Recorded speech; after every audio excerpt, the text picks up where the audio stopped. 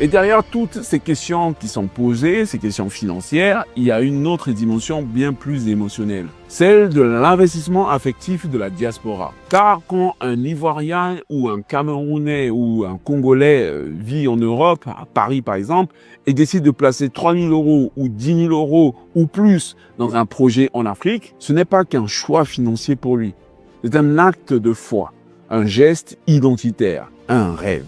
Et si ce rêve venait à être trahi, la chute sera brutale. Dans plusieurs de ses prises de parole, Jean-Yves évoque des retours sur investissement allant jusqu'à 50%. Sur le papier, c'est alléchant. Mais dans le monde de l'investissement, un tel rendement est rarement sans conséquence.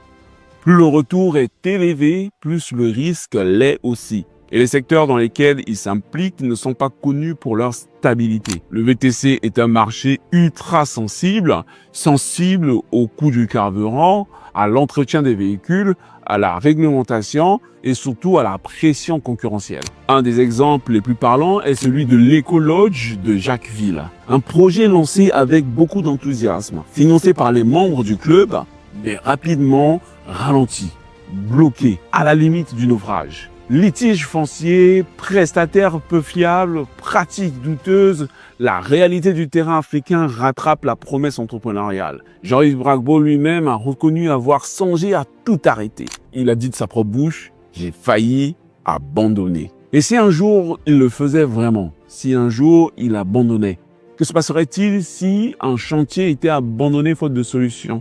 L'argent des investisseurs serait tout simplement perdu.